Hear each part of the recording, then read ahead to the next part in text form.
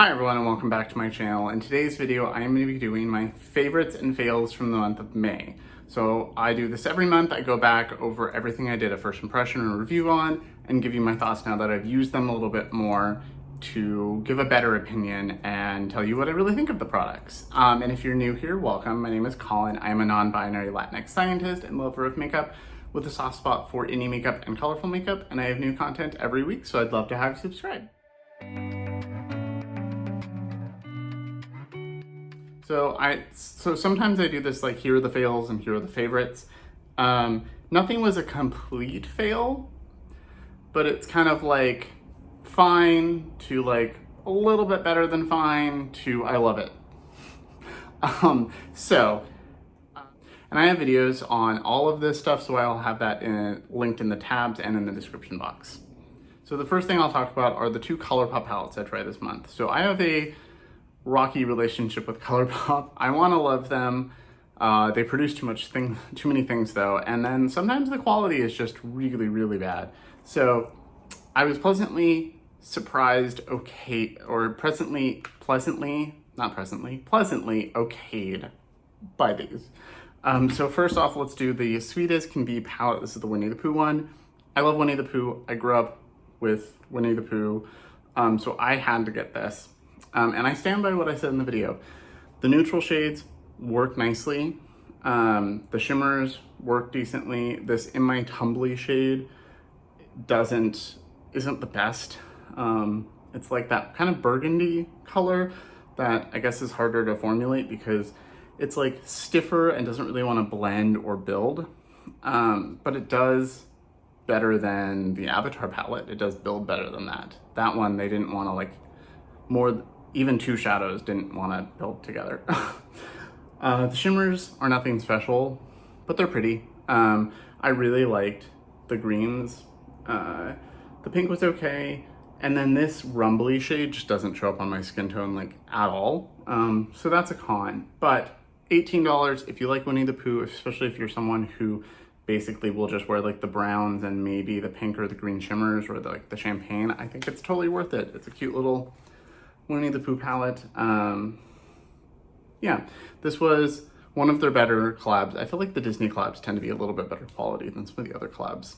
Like the Candyland one was atrocious. But like the Mulan and some of those ones, those are fine. So, not mad about this. Plus it's adorable. I love Winnie the Pooh. And then the lip mask and lip scrub that came with it, they're in this little thing. This is the best part of it. One, they're adorable. One has kind of a clear lid. This is the lip mask, and then the lip scrub has like a darker yellow, so you can tell the difference. But it unscrews, and you get a couple of these little honey things to use with them. I think these are nice. The lip scrub works well. The lip mask is nice. They both taste like honey. The Kaleidos lip mask is better in my opinion. And I like the House Labs lip oils more. So during the day, I'm gonna wear those more, but I'm not mad I bought this. I think it's adorable and it works pretty well. So definitely recommend these. And then for the Star Wars palette, I really liked this. This was, I think, $22. It's a bigger palette. I think this worked really well. I think the shades, this Rebel Princess shade is a super shock and doesn't want to pick up with a brush or a finger. Like it just doesn't really want to work at all. But Space Pirate and Outer Rim are both super shocks and they work beautifully with a finger and a brush. And I think they're what really make this. If those weren't there, it would just be like, you could dupe this with any palette basically. I think these two shimmers are some of the better Colourpop shimmers that I've had. They're more metallic. They're really, really nice. The blue is okay. The red was okay. They're a little weak for shimmers, but not bad. And this duochrome is pretty, but not like, it's not an indie duochrome. It's a very subtle duochrome. And the mattes in this worked well. They actually did build up pretty well. I was really surprised by the dark blue. So I'm really happy I got this. It kind of saved Colourpop in my mind. I still think I'm gonna take a break from them, but this was good quality. So if you're a Star Wars fan, I recommend this one. But neither of them are like, oh my God, you have to have this. I mean, most things aren't really, oh my God, you have to have this, but. So the next thing I will mention, I didn't try that many things in May, as I said, but the next thing I'll talk about is the Clionadh Dragon Fruit Palette. And I have one of the fruit lighters. So I basically stand by everything I said in my video when I tried this out. The packaging's cute, but not great. I've had people comment on my video that theirs came broken. I saw Millie, Bad to the Brow, hers broke. People were saying that Clionadh's gonna send them replacement palettes. But you know, you have to wait for them to do that. It's hard to open, and mine hasn't broken, although it does look like it might, because if you look in the hinge, there's like the metal piece that actually powers the hinge, and on this side it looks like there's some cracks around the metal piece that aren't on this side.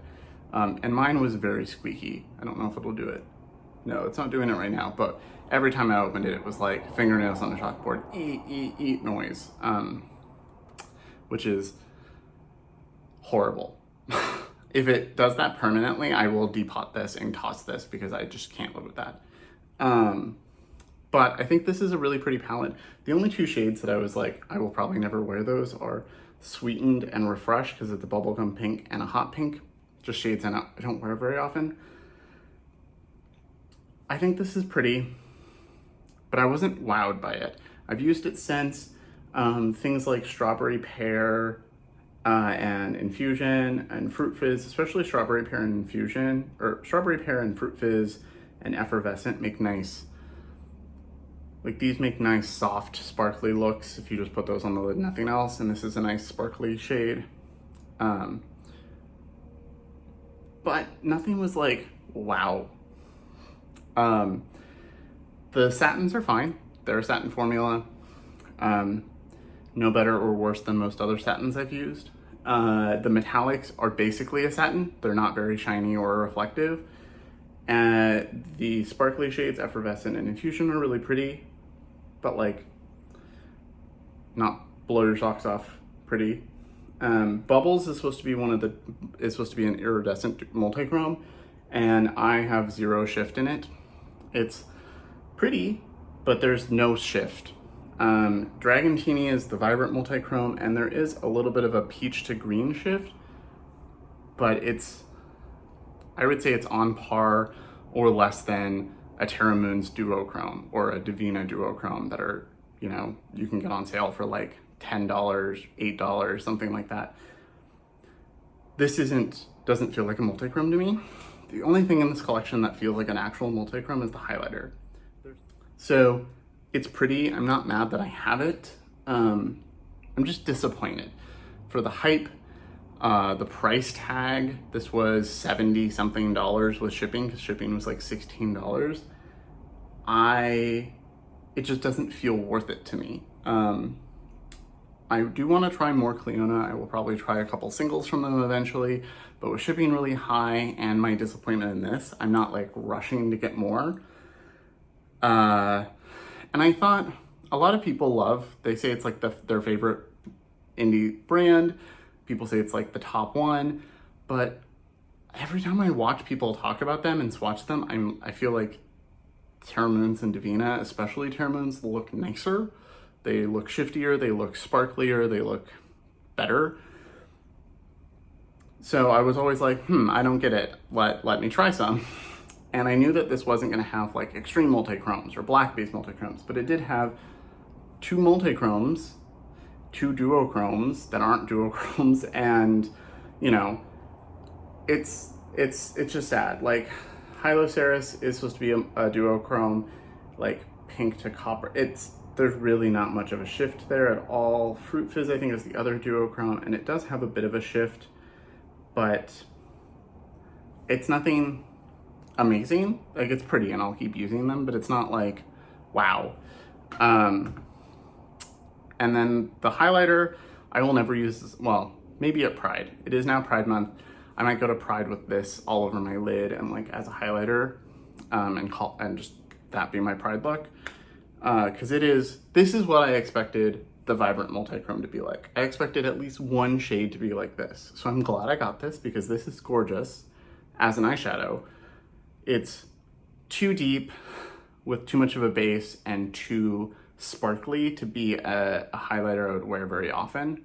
It was glittery, it had a really strong base, so it, even on my skin tone, left a cast. So, beautiful eyeshadow, and for something like Pride, sure, but not something I'm gonna grab all the time. And I just really wish at least one eyeshadow would have been like this formula, like this sparkly and this shifty. Honestly, what I'm wearing in my eyes right now, the new Sugar Drizzle Man I Love Frogs palette, which I will doing a review on that and seeing if they last, because yesterday these shadows didn't last on my eyes for very long, even with glitter glue. But these are prettier than anything in this. These are sparklier, shiftier, more impact. This is what I expected this to be. Although, we'll see if I actually like this, because yesterday they didn't last. So I will put a little disclaimer here, because that video will go up first. I just doing a wear test. So I will put a disclaimer here if they actually last or not. So, but as far as like shiftiness, sparkliness, all of that, this is way nicer than this. And so I know it's possible. I also have quite a big Terramune selection, and I would rather use my Cosmic Chameleons or my duochromes from Terramunes than most of these. So, especially this summer, I do think I will use this more. I think when it's hot out, I don't like to wear a lot of makeup, so things like Strawberry Pear, maybe Dragon Tea, Fruit Fizz, Effervescent, maybe the lime green and the purple. Those are the shades that I will like do a one and done with in the summer if I want something sparkly, but I don't want to wear a lot. But yeah, I'm just disappointed. And I've had a lot of people comment or message me on Instagram saying that they are just as disappointed. And I think it's obvious that people were disappointed in this, because I know when they launched it, they were like, here's our initial launch amount. And then we are setting up a pre-order. So if it sells out, or if you want to wait, we have a pre-order option available right then. And the regular standard version, like a month and a half later, just sold out. Like they still had standard stock available and were starting to ship the pre-orders. So they definitely didn't sell as much as they wanted. And I think it's because people were disappointed, and also people were getting broken palettes. So, yeah. And then the last thing that I tried that is now a favorite, the one favorite in here, is my Viseart palettes. So I have another one that I haven't shown on camera yet. My friend Danny of Scars to Stars accidentally bought 2 of the Violette palette, which I was trying to buy but was sold out. So she was very sweet and sent it to me. But these are amazing. The mattes blend beautifully. The shimmers are nice. They're more of a, like some of these have a nice duochrome effect or real sparkle, like that pink purple one is really beautiful. But the regular shimmers are just like sophisticated. They're either like kind of satin to actual metallic, but they just feel and look really sophisticated and nice on the eyes. The mattes blend beautifully. You can layer and make new shades. This formula, I can't believe it took me so long to try this formula. I love these, and I am now a fan of Viseart. So I have 3 big palettes and 2 quads. So I really love these, and these were definitely the favorite of the month. I think these were the standout things that I tried. This is the jewel toned one. These are beautiful and work wonderfully, and yeah. They're not like super sparkly and super shifty and special like the Cleano was supposed to be, but they didn't oversell themselves. I feel like they undersell themselves actually. And every look I've created, I've just loved, worked beautifully. I think part of my disappointment with this is just how hyped it was, how hyped the brand was, how hyped the palette was. Everybody that got it in PR was like, oh my God, this is the best thing ever. And even in their swatches, like they'd swatch it and they're like, look how beautiful this is. And I was like, it looks fine, but it looks pretty enough that I'm gonna try it. And yeah, like I said, I'm not mad I got it, but just disappointed. I feel like a mom with that, like, I'm not mad, I'm just disappointed, but that's really how I feel. So, that's it for everything I tried in the month. Let me know your thoughts in the comments below. As always, thank you so much for watching. Remember to like and subscribe, and I will see you in my next video.